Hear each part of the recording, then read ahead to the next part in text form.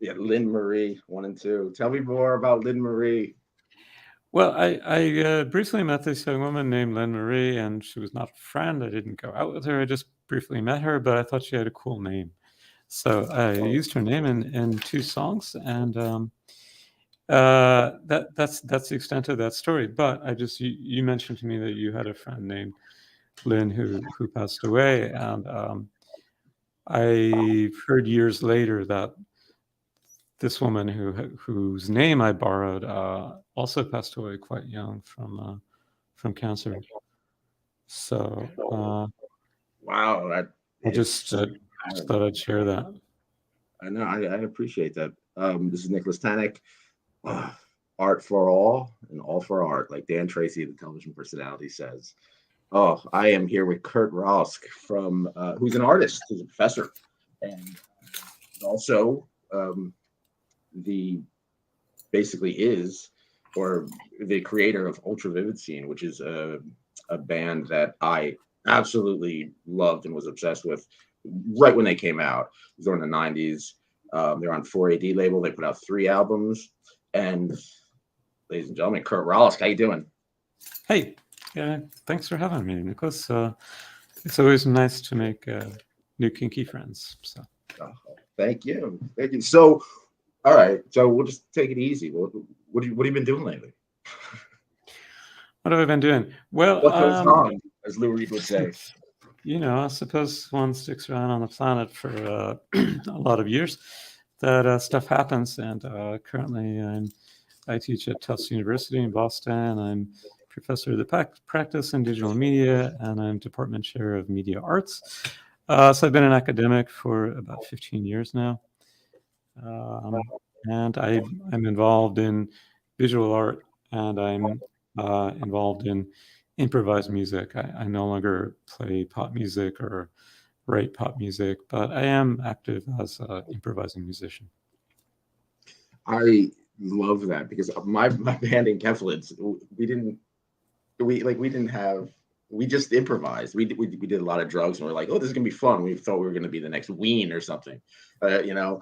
So I had a love for like home recordings. You know, stuff like Cody Chestnut did the headphone masterpiece. Ween did a bunch of home recordings, just 4 tracks and loops and tape loops. Psychic TV did a lot of that stuff too. Genesis Mhm. George. And correct me if I'm wrong, but is the first Ultra Vivid Scene album like they said it's made in your bedroom? Was that true?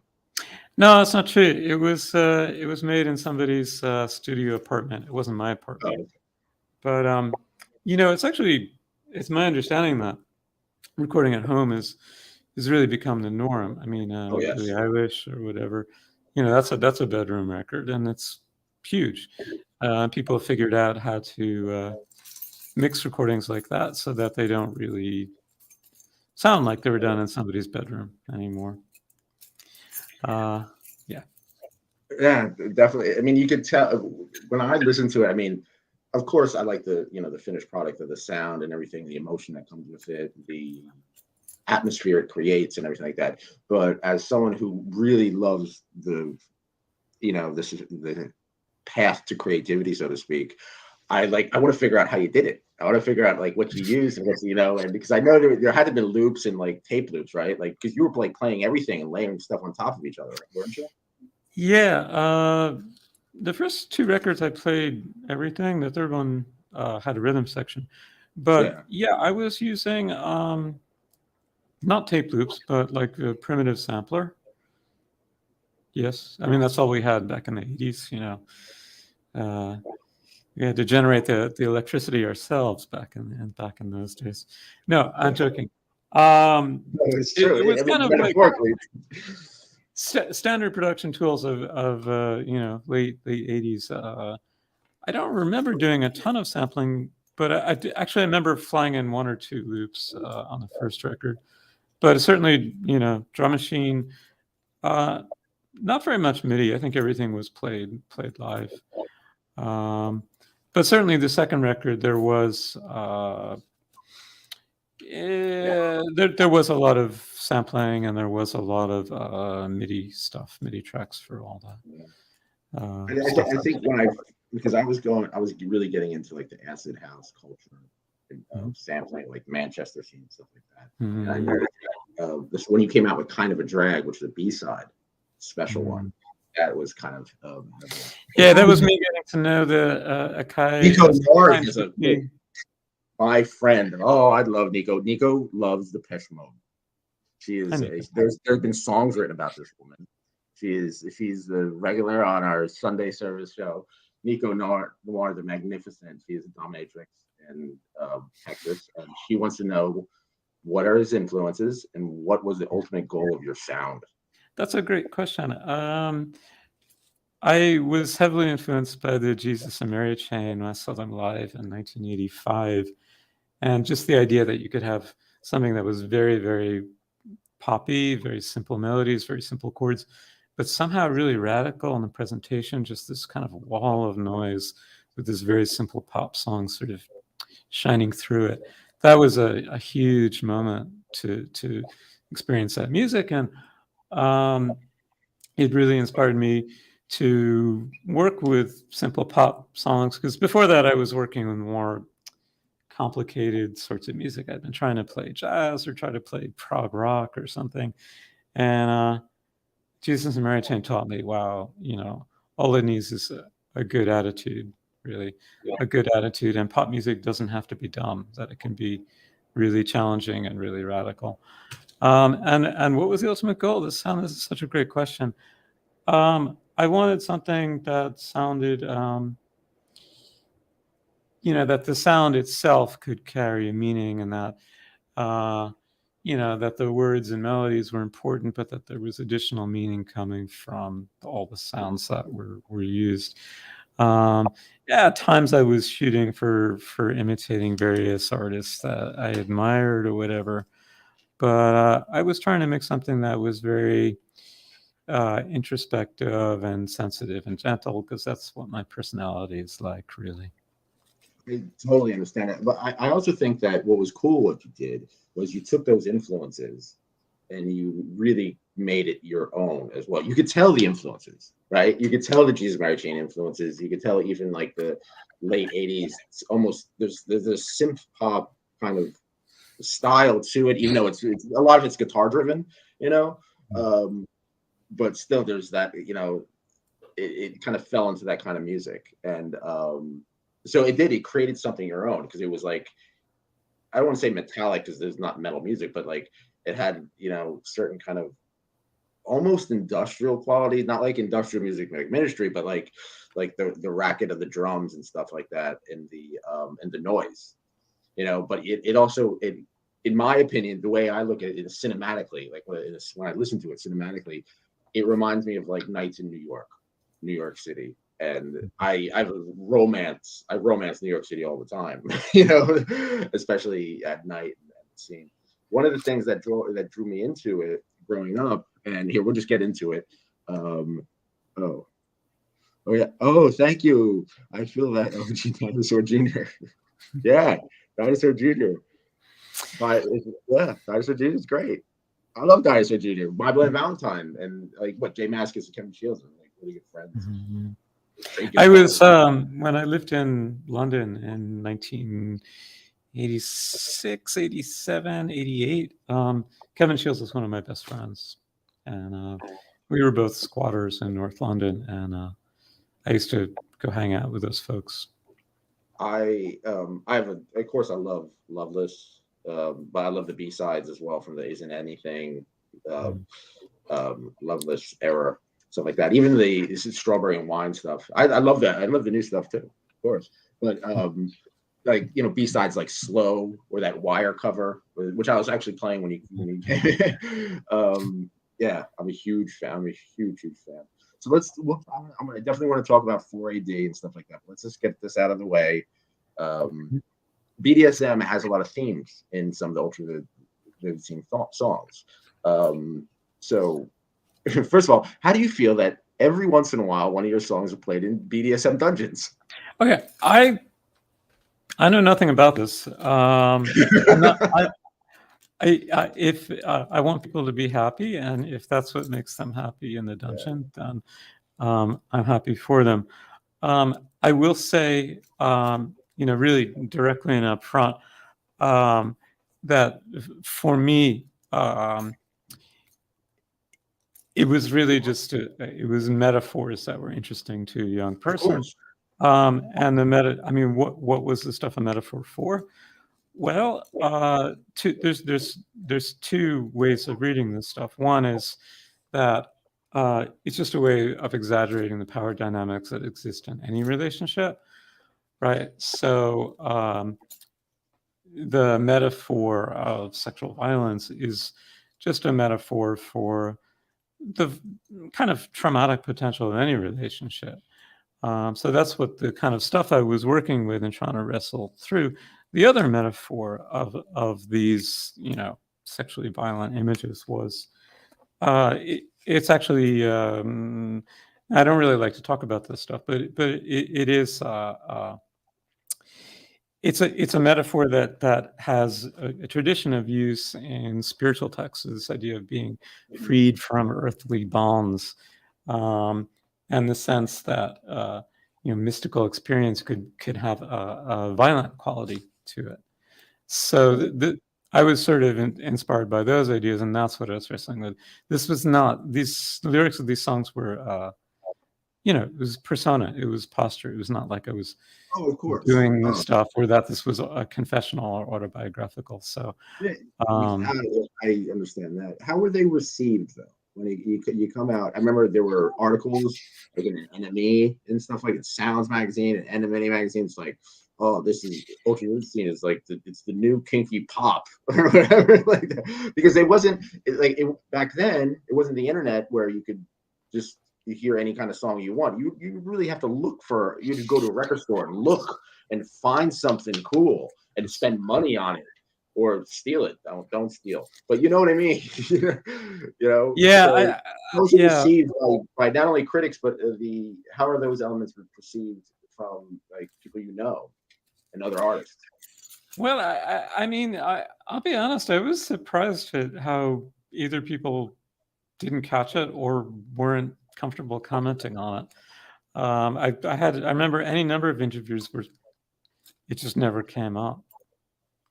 So, I think if you're looking for it, it's there and it's quite obvious because it was one of the big themes I was working with.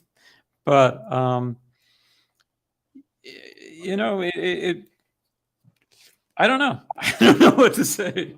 So okay, we were talking offline, and you were saying that I'm a different person now. Yeah, I'm a different person now than I was. So when it comes to art, you put out something, you put your whole self into it. You put everything you got. You want to create something memorable and something good, something that touches, something that can communicate. You can, connect with somebody. Um, and then through the years, you look back at that art, and I'm sure you see mistakes, or you're proud. You see pride. You're proud of you're proud for some of it. You also see mistakes. Oh, I should have done this, or I should have done that, or something like that. And then you realize I'm a different person than I was when I created this. How are you dealing with that? And how are you a different person? Um, well, you know, uh, I don't think anybody's the same when they're 20 and then when they're 50. That's why I asked how. I would hope that any 50-year-old has sort of their mentality has changed from when they were 20 years old. But yeah, I think I would hope that when you get older, maybe things for things are always equally confusing, right? But that maybe one has started to learn from one's mistakes, and that maybe a simpler approach to life or a kind of more generous approach to life is going to serve you better. I will say when I was 20, I was shamelessly self-obsessed male art guy. And I'm still rather focused on stuff that goes on in my head. However, becoming a parent 18 and 16 years ago definitely taught me about the sheer joy of putting other people first, the people that we care about, and so the kind of attitude of, of course, young people have to find their voice in some way, and they have to grow up some way, and they have to develop a sense of self some way. And if that means taking on a persona for a while, or if that means, you know, being self-obsessed for a while until they figure out a better way of dealing with the world, then great. But later, I guess, there's many different ways to live, and hopefully people find a way that makes sense to them. So you started recording. I'm sorry. Oh, I didn't hear you for a second. Sorry. Oh, I said okay. So in the beginning, you started recording. You put out "She Screamed" in the beginning. That was the first. That was the first single. How did you get involved with 4AD? It was a total accident. I was living in London. I was a squatter for 2 years, and I recorded a demo in my friend's apartment, and I had 4 songs recorded, and I made a cassette tape of these 4 songs. I made 4 copies of the cassette, and I sent it out to 4 record labels, and I got 3 offers for record deals. It was 4AD, Baker's Banquet, and One Little Indian. And I went with 4AD because, I don't know, I liked the Cocteau Twins, and I liked Diff Jazz. Oh yeah, Diff Jazz. Yeah, Diff Jazz, definitely. You know who I know. I've Gary Asquith from Rima Rima. Oh, yeah. Oh, right. Yeah. Wolfgang Press and stuff like that. He does a thing called Lavender Pill Mob, which is actually very, very good. Yeah, it's an unknown thing. I'm a huge fan of the Wolfgang Press too. Cocteau Twins, Lush, Wolfgang Press. Those are the ones that like really are. Nico's back, and she's back to this. When his music was adapted by a BDSM subcultures to affect how he heard the song. I don't even think Nico. I don't even think he realizes that it was adopted by BDSM. Yeah, folks, you have to. I mean, maybe not now. I don't think now is the right time and place. But I need to know more about this, because I'll confess I'm totally ignorant of this happening. You make a recording, it goes out in the world. You don't know what happens to it. You don't know how its meanings change. You don't know who's using it for what purposes. I had this happen to me once before. I produced a record for a Spanish alternative rock band in 1996 called Los Planetas. And they came to New York. We recorded the record. They went back to Spain. That was the end of it. And then 25 years later, I got this call from this guy saying, "Oh, could you talk about this Los Planetas record?" And I was like, "Really? Sure, I'll talk about it."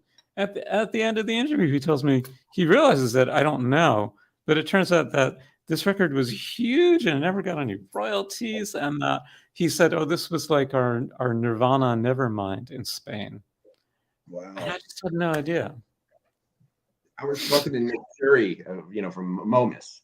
Nick Curie, he was on Creation, and then I was on Cherry Red. He wrote a song for Kimikari, and it was huge in Japan. In America, no one knows who he is. no, London, not many people know. I mean, people do, but not like Japan. He goes to Japan, he's like, "That's great." It's the Spinal Tap happy ending. Yeah, yes. Which is, I still go back to that movie all the time. There's something so awesome, amazing about Spinal Tap. So, okay, so you put out the Mercy Seat comes out. Now, was Moby in that video? Moby was in the video. Moby was a friend of a friend, but he was never in the group. The situation was that I had recorded the music myself with the drum machine and playing all the other instruments myself. And then the label wanted a performance video. So I didn't have time to put the band together, but I just asked friends to pretend that they were my band. And Moby was a friend who, played guitar in the video, but he was not on the recording. He was never on the recording, and I never played music with him. He just was in that video shoot. And he wasn't Moby yet. He was Moby. That was his name, Moby.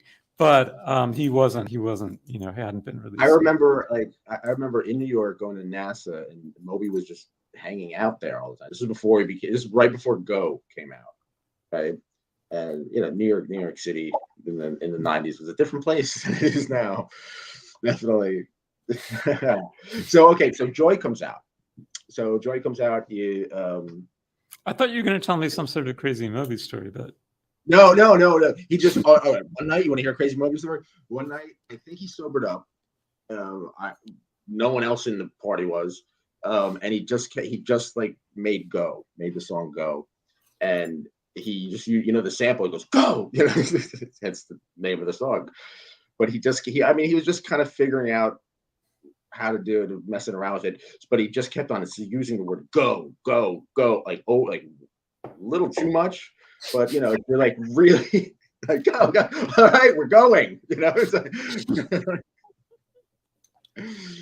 but that's what's cool about club culture is that people can experiment, just like stand-up comedians. They go to a club. They may not kill it on the first set, but they'll work on it to just like a band. You practice, you do some gigs and stuff like that.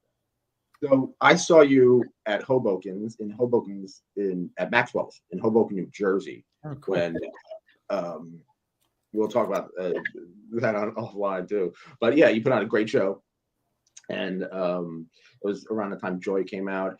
You had Josephine Wiggs on bass. Oh yeah. Yeah. So how did you two? And then eventually that you had Kim Deal on Special One. Yes. I was recording the Joy album in London at the same time that the Breeders were recording, I think, their first record. And the label decided they would rent a house and put us both in the house. So we were kind of roommates. We were both working long hours in the studio, but I got to know them from being roommates with the Breeders folks. And Josephine was, between tours, so she came out on tour with Ultra Vivid Scene. But she also didn't play on any recordings. She was just a touring member. I look at the track listing. I look at the liner notes. That's what I miss about. That's what I miss about going to record stores and looking at records and stuff like that. Is the liner notes, the artwork, the liner notes, the physical media of it. So, as an artist, how do you feel about? You are a professor of digital media, correct? That's up. So first of all, how do you feel about? It's an inevitable change. It's a change we have to accept.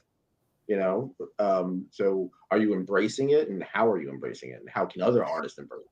Do you mean the change in the medium and that music is distributed in a different way? Not just music. I'm talking art in general. Like with NFTs and everything. Even Anthony Hopkins has an NFT. Yeah. It's a big and tricky question. Times change, and as an older person, the most obvious tendency is to be like, this is shit. The kids today, they don't know how it really was, right?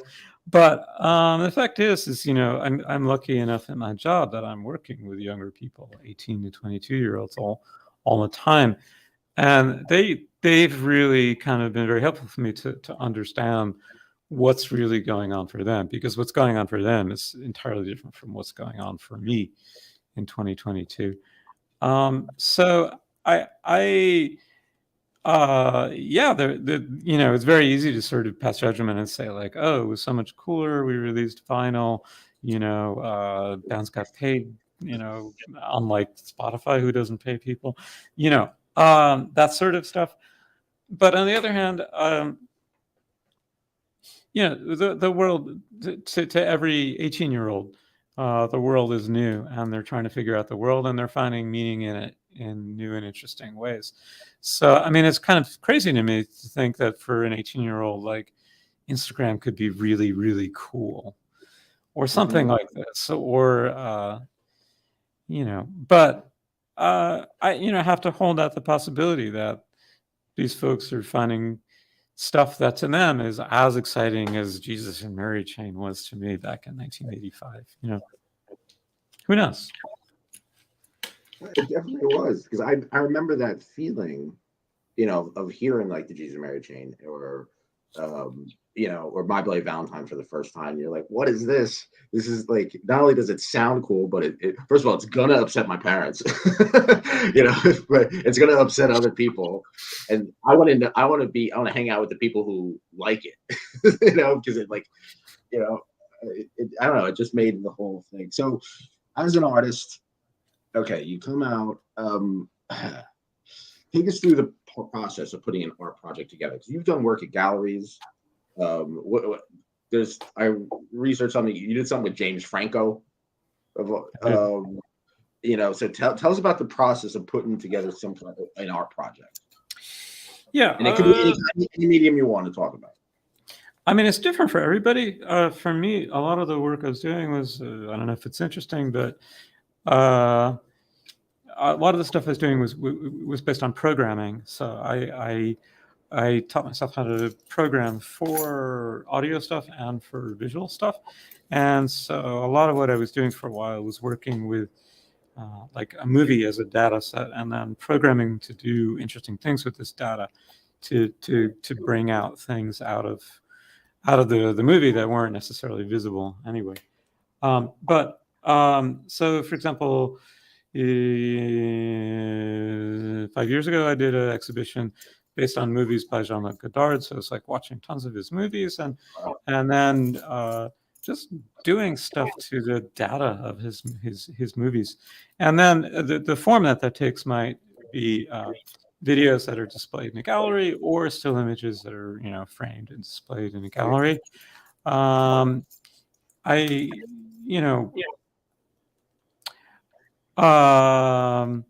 was the other part of the question? I'm going to skip the other part. You said James Franco. Tell us about that.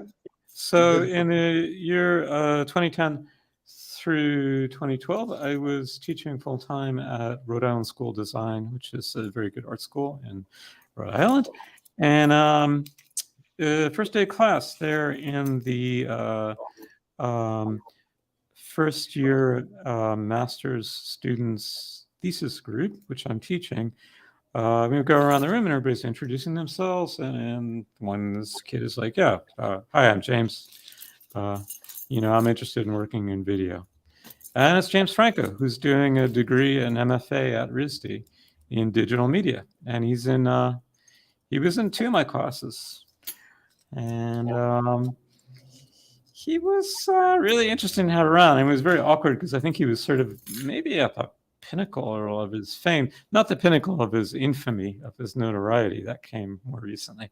But he was a really well-known actor, and everybody's pretending like it's not a big deal that he's just James in the class, including myself. But I don't know if this is going to be funny. Do you know, there's a book called Society of the Spectacle by a French philosopher named Guy Debord, kind of very famous, influential book, very actually influential on the punk movement. And the idea of the Society of the Spectacle is just, it's just very, very anti-media, like all this bullshit that, kind of destroys everybody's minds. It's like very angry, anti-TV, anti-radio, anti-movies, just anti-media of 1966. Anyway, I signed a chapter from this book, and for the class to read. And the day before the assignment is due, I get this email from James. It's James Franco saying, "Hi Kurt, listen, I'm really sorry. I can't do my homework assignment on Society of the Spectacle because I have to host the Oscars."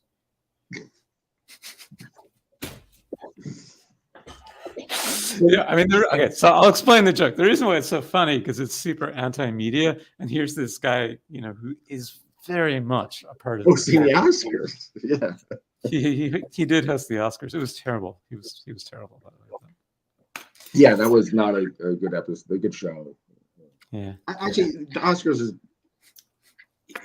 it's never really good. It's never really, yeah. So Nico Noir, who, like I said, is a professional dominatrix, a good friend of mine. She just texted me and said, tell I'm watching your show while I work while I'm with a client. So yeah, talk about the influence you have that you don't even realize. So what would you say if someone who loves art, and I love art, and what do you think about teaching? First of all, would you say I have a friend of mine who teaches as well, and she always says art is wasted. I mean, I'm sorry, education is wasted on the youth. Do you find that to be true? I mean, she says that as a joke, but it's kind of true, you know. Yeah, no, sometimes it's true. I mean, I didn't finish my master's degree until I was, pretty old already. And sometimes, maybe I think going back to school is a fantastic thing, and I think it's great that people in America do that. And yeah, but I mean, I also see 18-year-olds, 20 years olds who are really making good use of their time and are really getting a lot out of the experience, and it's exciting. Or I'm excited when I work with them. I'm excited for them that they're able to develop and experiment and make new discoveries. It's a great thing. It's one of the reasons I love my job. It's it's great to see that happen and be a part of that. Definitely.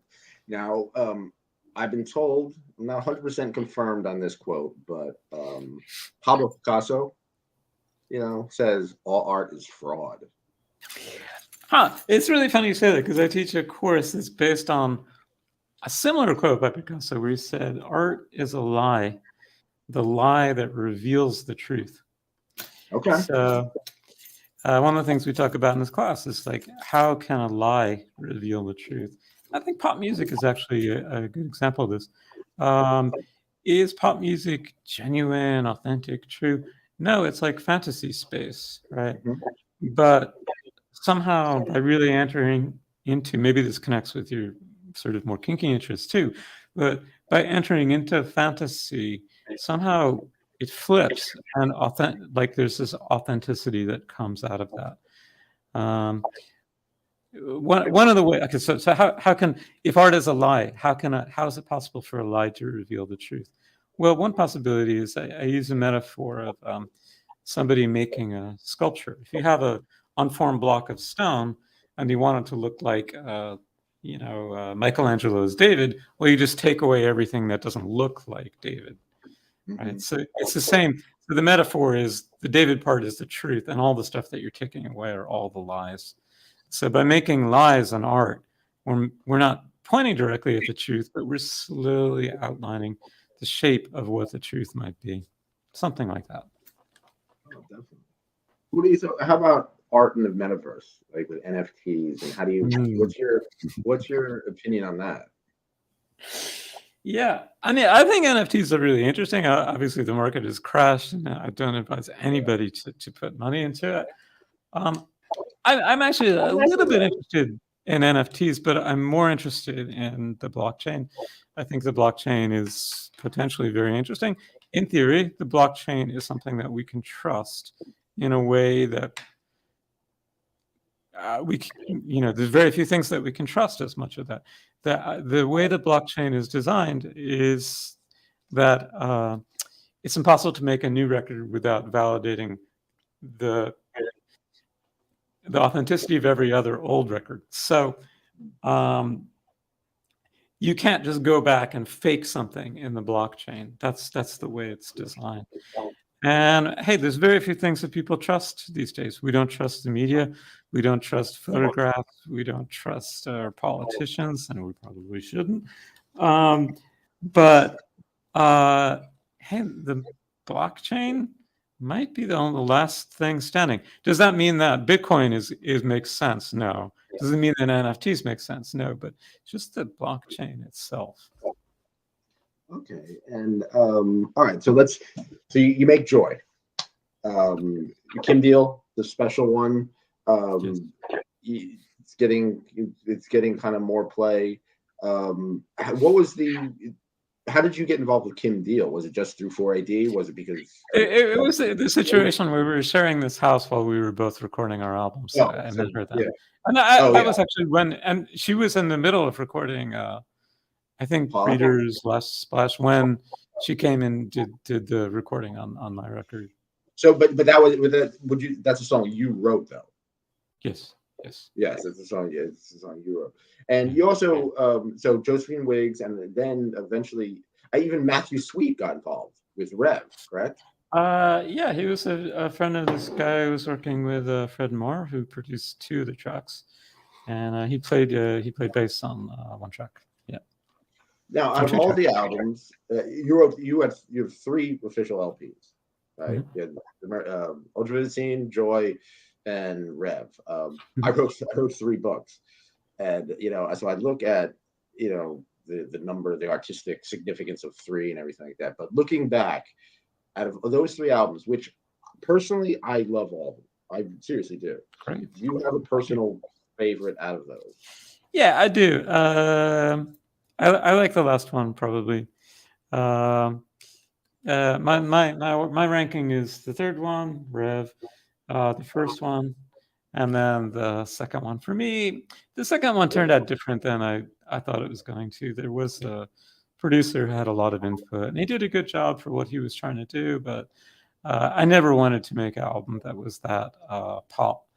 Mind you, it was also the album that was the most commercially successful. Yeah, But it was. maybe I had no business being commercially successful in the first place. Maybe I should have been making records that nobody heard. And you know, anyway.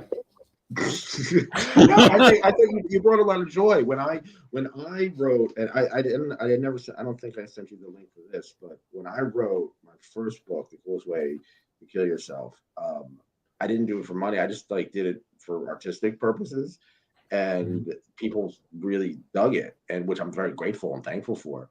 And they started making like these little. It's an underground thing. I never thought it was going to be popular. Never wanted it to be popular, and but they made a video because of your song Extraordinary, and all the people, and what the video is, it's online now. All the video, first of all, at that time it was hard to find that song on YouTube or online anywhere. Luckily I'm a record collector and I have records. you know but yeah, they made a whole montage of that song, and it's an underground thing. I didn't make it, but they made it to kind of promote their book club thing, and they used it to promote the book because they're having a book club like day or month or week for me or something like that. So all of them just took pictures of my book with them over that song, with that song over it, Okay. which is because it's a very emotional song actually. So okay, anyway, I remember when I first heard Rev, I was at a radio station. I was a DJ at a radio station. Put Red on. I was a fan already, and then like they found that as promotional. Great thing about being in a journalist in the music industry or radio, you get a lot of free records. So I got that, and I was like, oh fuck, this is great. First song I heard, first song I put on was How Sweet from that record, and I was like, I felt like I should never have doubted that. I should have never doubted Yeah. your awesome. Yeah, I should have never doubted it. Like this is awesome, and I was playing it right between I think Venus and Furs by Velvet Underground and what's it? Taste the the acoustic version of Taste the Cindy by Jesus Mary Chain, and Great. really kind of flowed into it because like they're similar but they're different each way. But That's great. yeah. So then, but the first video I saw of that album was for Blood and Thunder. Now, Blood and Thunder is like an epic 7-something minute song, videos compacted into it. One thing I noticed was I was like, oh, he's not recording his stuff. He's not doing all his own music anymore. He's got a band now. He's got a full out. Like I know you had a band. I saw you live, stuff like that. But it was obviously a different thing. Yeah, So it was just doing more improvisational stuff too. Being well, with that band. yeah. It was basically, on the first 2 records, it felt like a very lonely job making the records, like too much pressure, too much stress, just for, me to be responsible for everything. And so for the third album, I wrote the songs myself, and they were completely written and arranged. But then I brought in a bass player and drummer who, we worked really closely on getting a band sound, and then we recorded bass and drums, and then I overdubbed all the other stuff myself. But it was really nice working with musicians that I really respected and liked working with, and who got what I was doing. And that the tour around that album was really musically very, very exciting. And for me, that was the pinnacle of the whole experience. Unfortunately, that was also the end of the experience. Uh, uh, because the album was a commercial disappointment, and then it was time to move on, and then it was time to grow up a little bit and stop being a rock guy. I do think like Blood and Thunder specifically is a great driving song. Like it really is. Nico's back. Well, if we're talking about Picasso, his style was so diverse, ultimately becoming known for his abstract portraits. He told us truth through distortion. Sorry, I was late for that chat. No, I like that. Sometimes distortion is the easiest way to get at the truth. You need to exaggerate something, or you need to abstract something, and then you get a better sense of what it is, really. A lot of things you can't look at directly. You have to look at them from an angle or something. And how did you word that? You said that was very elegant. You said distortion is the what to the truth? I don't know. Can we rewind tape? No, this is live. People can rewatch it. So okay, so Rev came out, and you said it wasn't really like a commercial success. So and you decided to pack it up. What was the moment when you decided to not do that? To not be well? Okay.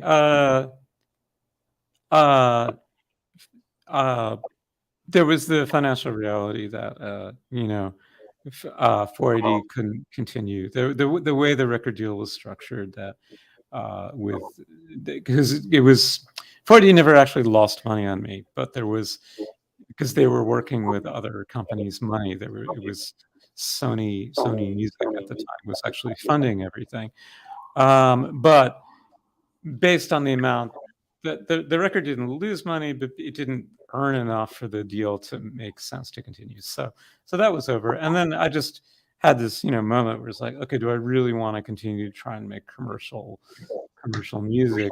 And the answer was no. I just, I'll be honest. I mean, I'm glad that these records exist, and I learned a lot from doing it. It was very difficult at times too, but in truth, I really don't believe I was cut out for a career in pop music, as too shy, introverted. No, just being honest. I mean, you get older. There's no point in telling lies about yourself, or having illusions about yourself.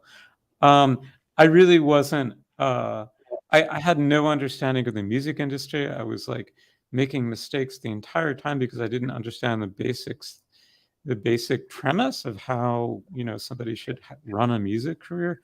So there was a lot of problems, and the experience wasn't always a happy one. So it really made sense for me to move on. And I also decided at the time I didn't want to look back. I wanted to just I didn't want to be one of these people that is so focused on a certain moment in their life that they can't be open to new moments. So I've tried to stay open, and there have been great things that have happened in my life. I'm extremely grateful for that. That wouldn't have happened if I had like stuck to like, hey, but I'm Kurt from Ultra Vivid Scene, and that's who I am, and that's all I can do. The fact that I gave that up was a really good decision. And I feel bad, sometimes people contact me and say like, oh, come on, why do you only make 3 records? Well, how come you're not making more UVS records? And I have to say, I just didn't have it in me. Well, I mean, that's another thing. It's a good, nothing worse than like a band just who doesn't go away. You know what I mean? If it makes their fans happy, then fine. Yeah. But I will tell you, like Tony Wilson for the Factory Records, he's talking about semiotics. Like he wants it to go away. He so it could become a legend. That's what's like the beauty of Basquiat or even Banksy or the street artists like graffiti, they know it's temporary. They know that they're gonna someone's gonna wipe it away. It's gonna get erased. It's gonna go away. That's what I find the beauty of records and books and even and art is the fact is it can go away. Someone could mess it up. Yeah. Women can take Campbell's soup and throw on the Vince Van Gogh painting. I don't Yeah. know. No, Yeah. I saw this movie yesterday at Film Forum in New York, and it was crazy. There's only 2 copies of this movie in existence. It was made in 1978. It's called Violette. I forget the name, but it's like the actress won Best Actress at Cannes in 1978 for this film, and the film's totally obscure. It just vanished from people's radar, and it was an excellent film. So it can happen. It does happen a lot of times. Really good stuff doesn't get the attention or acclaim. Do my records fall into that category? I don't know, maybe. But I don't know. I get really excited if I find something that I think is artistically excellent that has never gotten the attention that it Well, yeah, you deserves. appreciate it more, right? Exactly. Yeah, you Exactly. It's like, appreciate it more. That's yeah. when I was always obsessed with that rare record, and B sides, especially B Mhm. sides. So it's like when Ultravividine came out, what was really good about Ultravividine is that it's you're not Marky Smith from the Fall, so it's not like I'm never gonna have every one of your albums. Like I'm never gonna have every Marky Smith recording, every Fall album. It's like I don't think it's possible. I don't think rest in peace, Marky Smith, but still, there were some really cool B sides. You did Walking After Midnight. You did Something Better. And I remember You know your UVS, don't you? Damn. I know You very know it better well. than I do, probably at this point. Yeah. out of those out of those cuts, right? What are some of the tracks that you feel should be revisited just by listeners or just by people? Yeah, I haven't heard a lot of this stuff in years or even decades.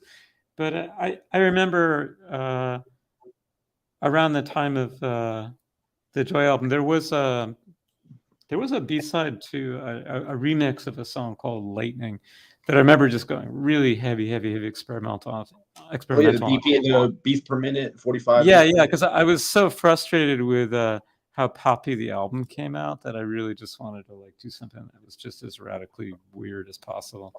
Um, No, that yeah. was great, and that came out with kind of the drag, right?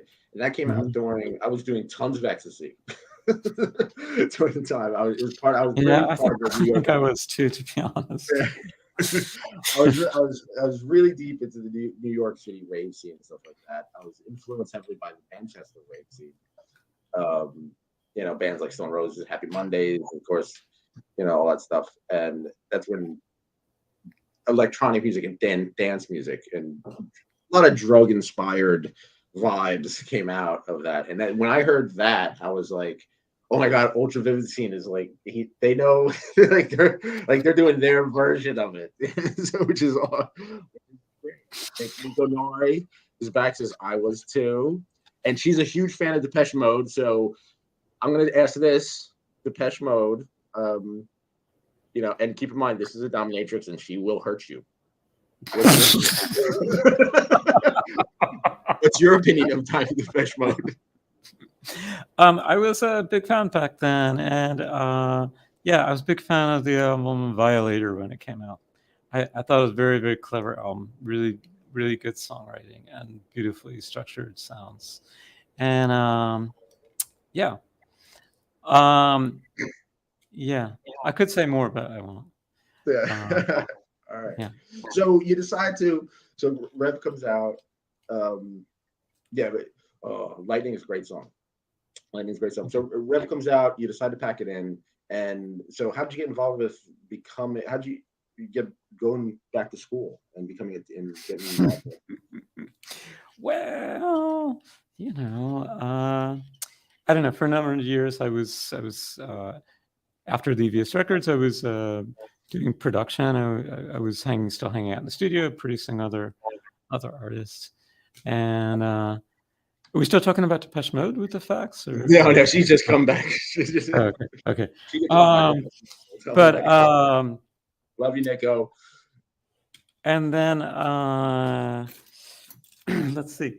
I was trying to. Ooh, this is boring. Well, maybe, but I was trying to work with. I was trying to compose music that was not commercial, and I was doing stuff with like mathematics and music, and it got to the point where I realized, oh shit, I have to use a computer to do this, and I wound up teaching myself how to program to actually work with music and audio, and then eventually that turned into working with programming to work with images. And I had always been working with images a little bit, but then it turned into my main focus for a number of years. And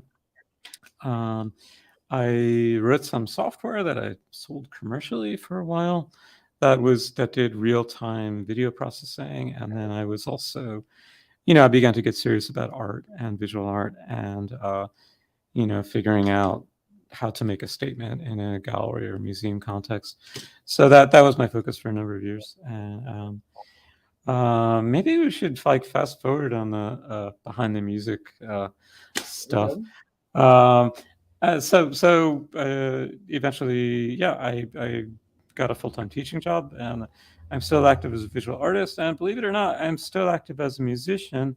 My main instruments are currently soprano saxophone and the flute. Yeah, I saw that. And I will have there's a group that I'm a member of that will have a recording out, I believe, end of this year, and the music is I won't say it's free jazz, but it's sort of more ambient than that.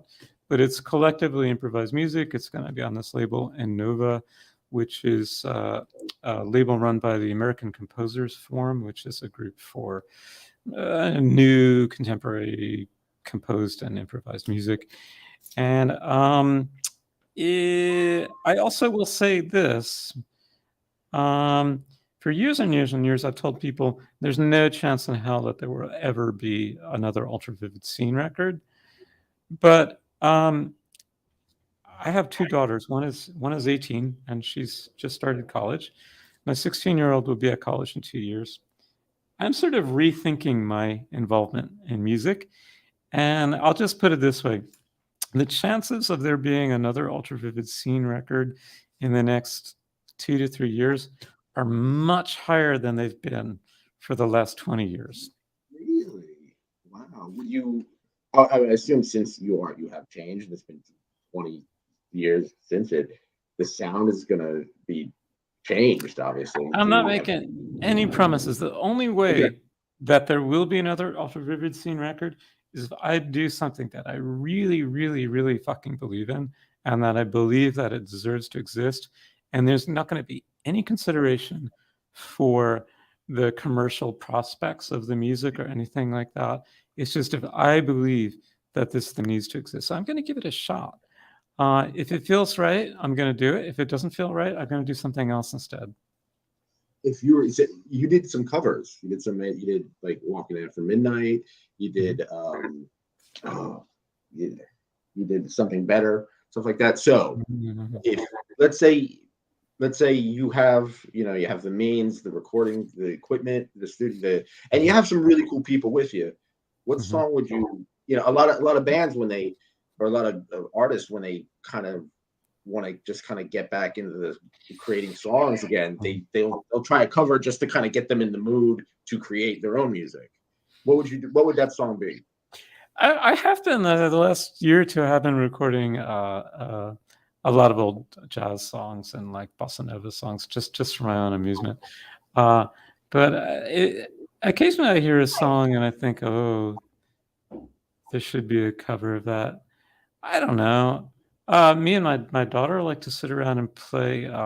We can play most of the album "Love Forever Changes," so we play that together. But I wouldn't want to record that again because it's too perfect the way it is. Yeah, Do you know the group Love? yes. Yeah. Of course. Love. Yeah. Yeah. Definitely. Actually, it's funny. We're talking about Jesus and Mary Chain, and when I saw Jesus and Mary Chain several times, but one of the first times I ever saw him, Douglas Hart, the bass player, was wearing a Love T-shirt. Mhm. Yeah, Great. yeah. So anyway, so when it comes to art, you're a professor. Um, I have, since I almost died, I have a liver transplant. I need to be around creative people. I want to be a part of creative projects. It doesn't have to be me. It doesn't have to be centered on me. I just really enjoy being a part of that. Well, you're doing it right now. There's no reason that you and I would have just happened to have met at the grocery store. Like you decided that this conversation should Oh, of happen. course. And I want people to take interviews, the interviews I've done, which I have tons of them from all over the world. I want people to create art with it, to cut it up, to mash it up, make weird stuff with it. I like that's. These are just tapes. These are just like tapes. Like think of it like a record store. You're searching for records. You're digging for beats, digging for samples. It's great. Use this. Create something. So, um, like, what do you tell these artists who have that fire in them of creativity, of what's your advice? Such a good question. Um, I tell people, and it's hard for me to take this advice too, but I think it's the Okay. best advice any artist can try to follow is focus on your process and try to make your process comfortable and fun.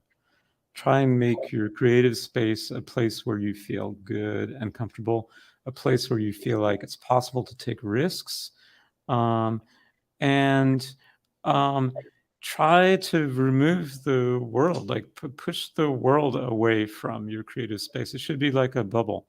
It's a safe space where nothing you can do can hurt you. You can't really do anything wrong. You do something, and if it's not good, well, you do something else. But I think people get into trouble because they start from the world first and they try to think, oh, what will the world like? Or what should I be doing? I guess I should be doing stuff like this or that. But you can only really be free if you're in a space where those outside pressures are not affecting your process.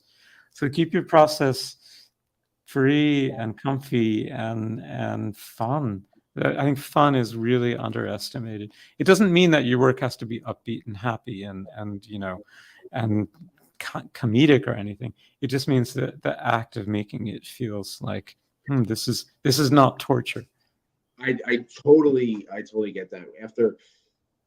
So when Debbie or Lynn died, Debbie Lynn was her name. So, but she went by Lynn. And when she died, I was devastated, and we both love to write. I was consumed. I was so scared of dealing with the grief that the way I dealt with the grief was to write about her. And it wasn't just therapy. I wanted to, because like I said, I was an art school kid.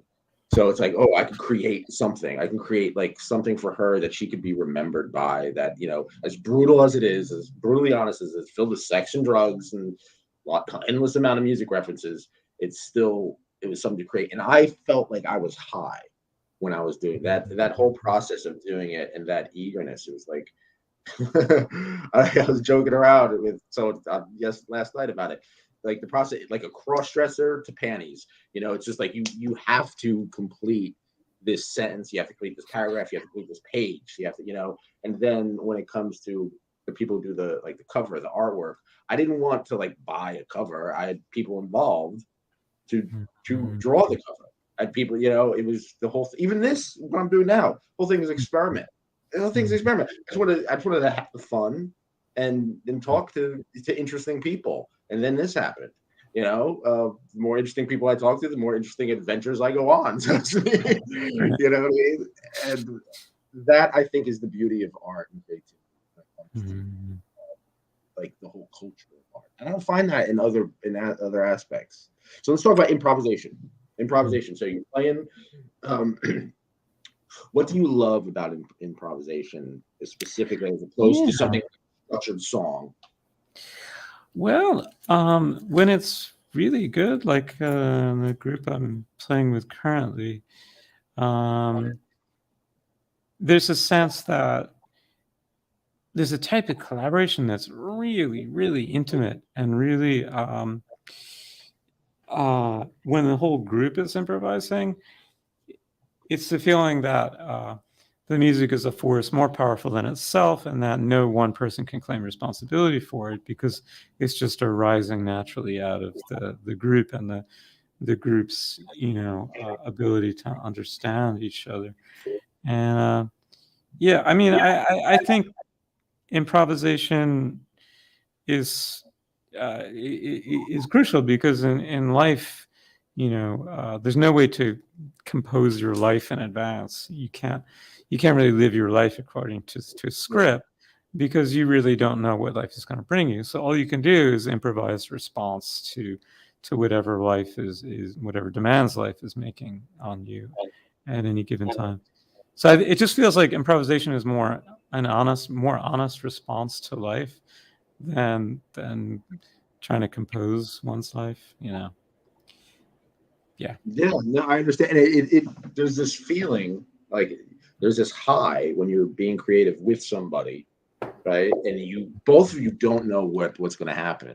You know what I mean? And like, of course, things mess up, and sometimes it's horrible. But when it's good, it feels great. It feels great. Exactly. Okay, I know you're busy. I don't want to take up too much of your time, but there are certain things I do. Certain questions I have to. When it comes to art or music or in general, who's really piquing your interest these days? Music, art, anything. Okay. Yeah. No.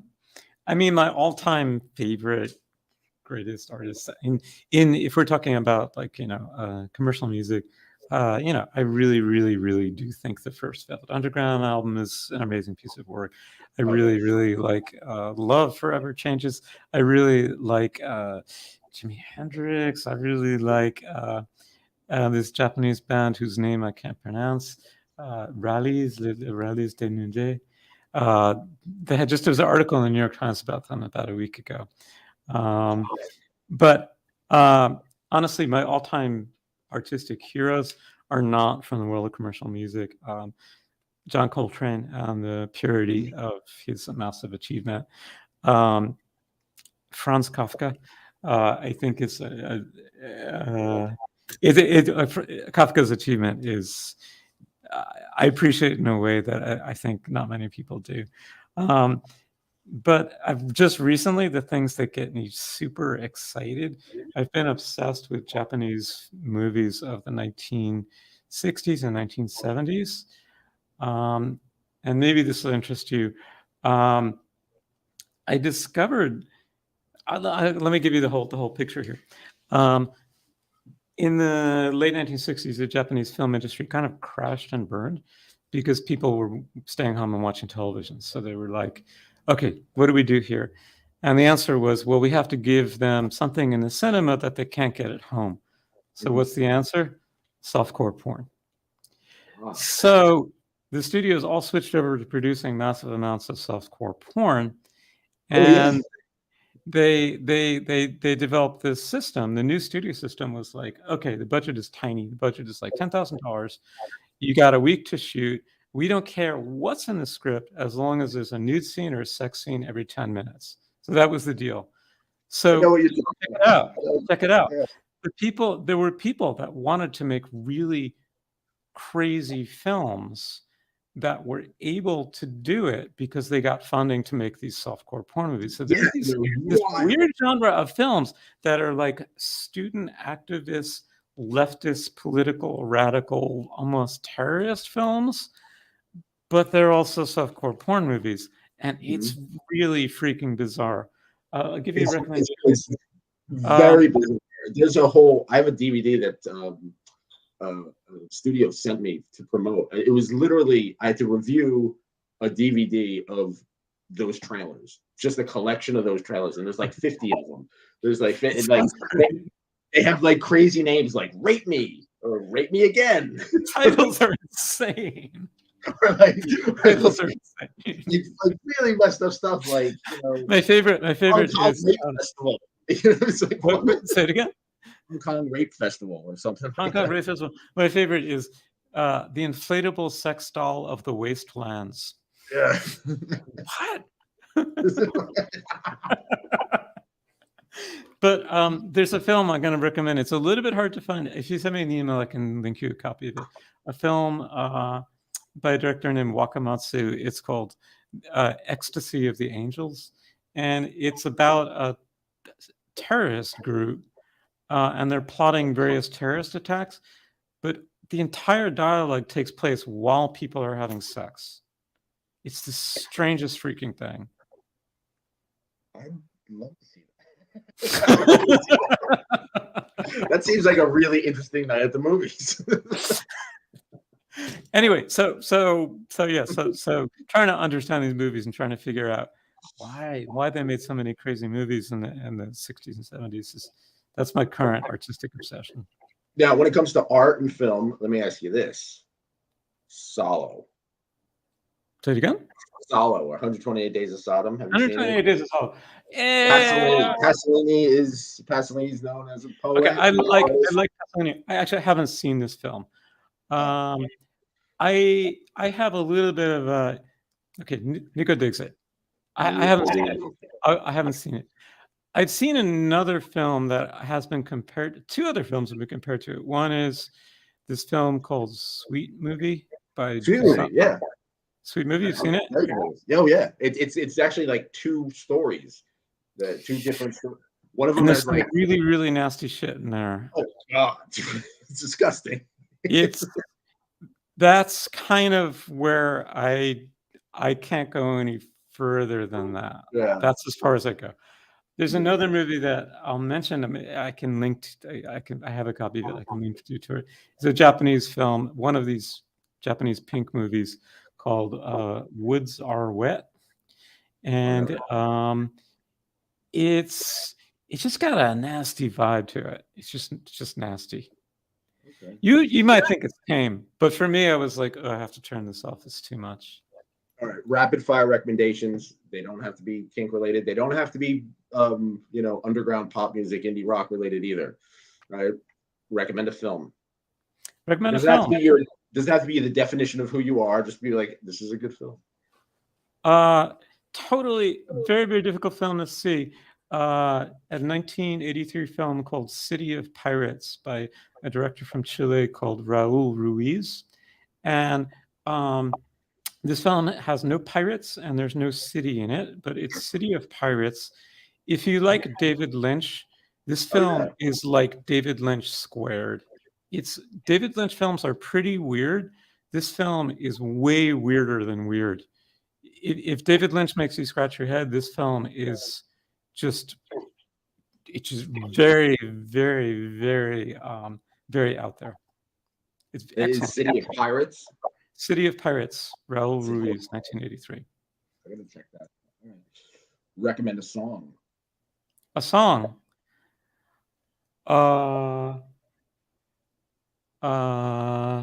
sorry. I'm just looking at the last thing that I was listening to. Sorry. I'm.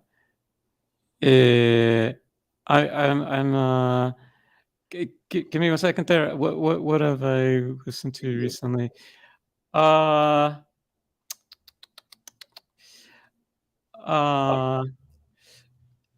sorry. Okay. No, I like. There's a album of Ethiopian jazz from the 1970s.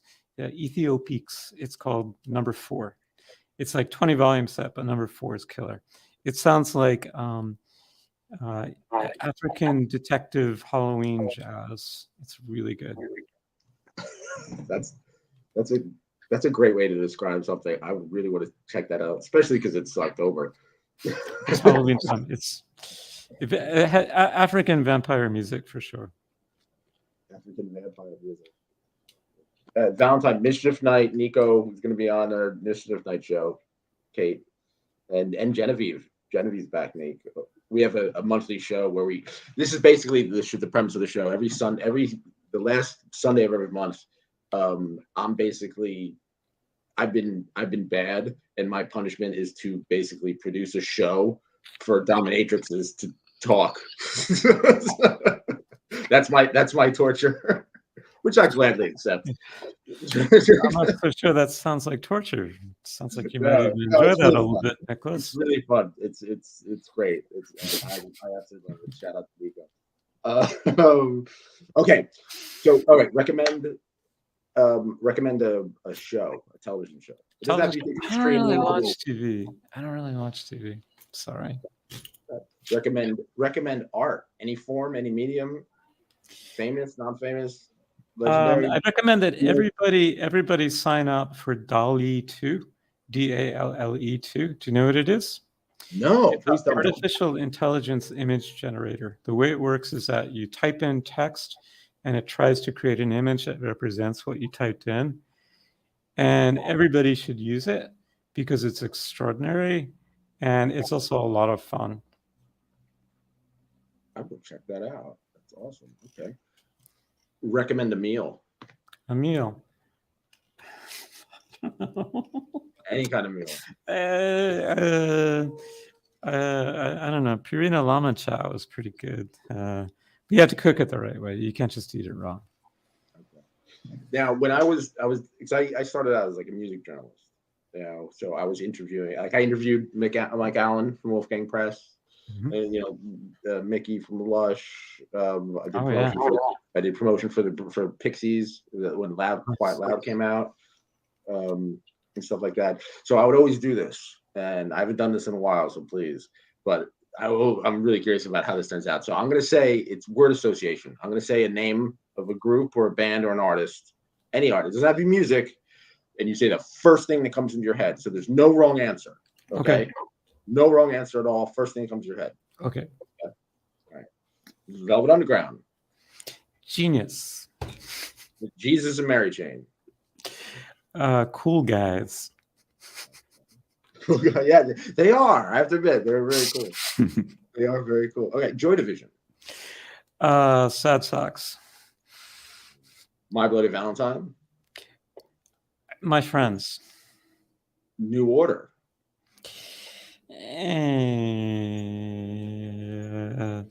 How does it feel?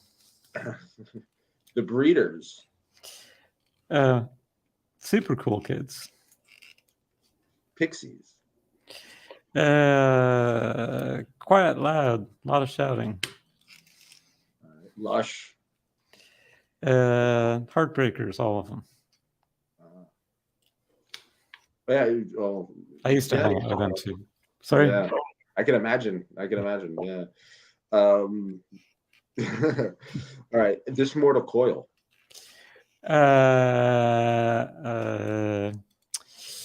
In England, they called it bed sit stuff, like music for lonely people who live alone. Yeah. No, I'm listening to it alone is pretty much right. That's right. Although that last night, that Shelly, that song last night, that cover they did, that's romantic. You play that for somebody. That's Sure. But then you like, I must have been blind, or some of that other stuff. It all ended in tears anyway. So, how does it feel? I'd like to know how it felt. That was the response to your answer. All right, Cocteau Twins. Chorus pedal. The Wolfgang Press. I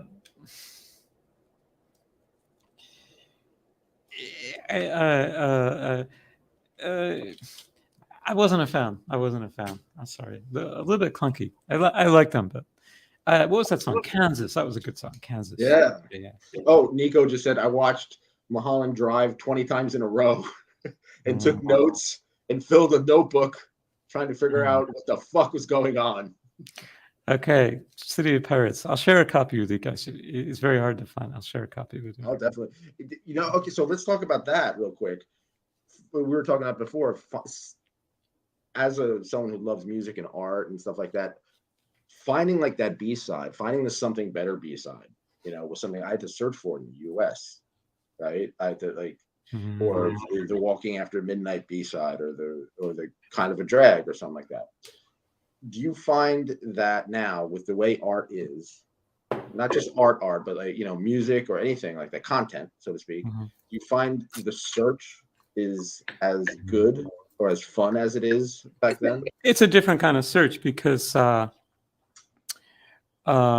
mean, just so much more accessible. So I'm able to research these Japanese movies, and occasionally I can find a copy. I go on like IMDb, and like 10 people have seen it, but somehow I found this copy of the thing. That's exciting. It just never would have happened. There's no way pre-internet I would even know these movies exist. So, so goths, goths were. That's my tribe. That's my ancestral. These are my people, the goths. I like that. These are the goth. All right, that's your quote. I like that. I do. I love that. That's awesome. Are we like on the? Are we winding things down? We're done. We're absolutely done. Please, Kurt, tell us what's next. What should we look out for? Okay, so as I mentioned, we have this record in the can. The group is called Ununu. It's UNUNU. That's all small. It's all lowercase letters. It's four musicians. Our youngest member is 25, and our oldest member is 75. And on this recording, I play soprano saxophone, flute, various flutes, and vibraphone. And this record should be out. I think it will be beginning of next year. That sounds awesome. So yeah, and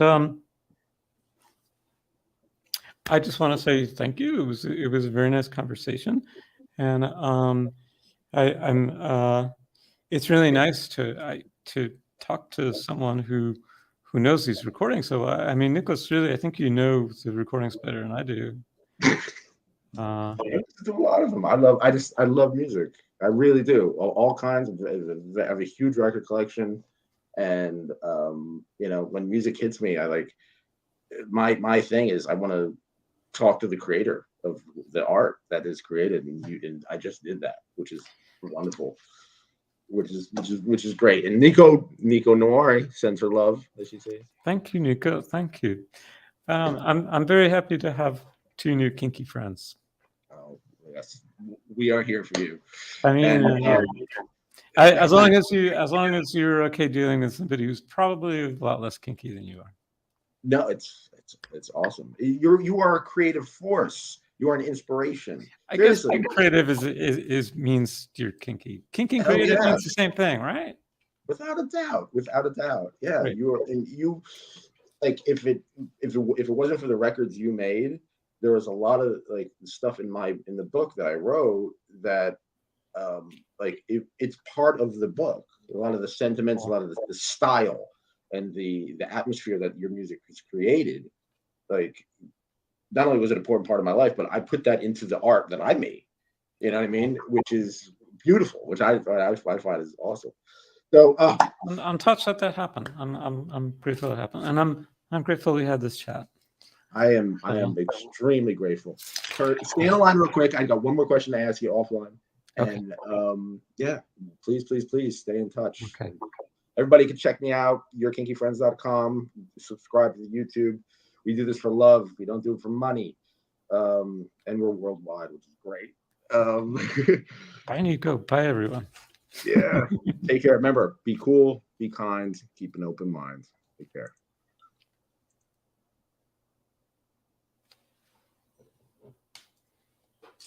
That's it, right?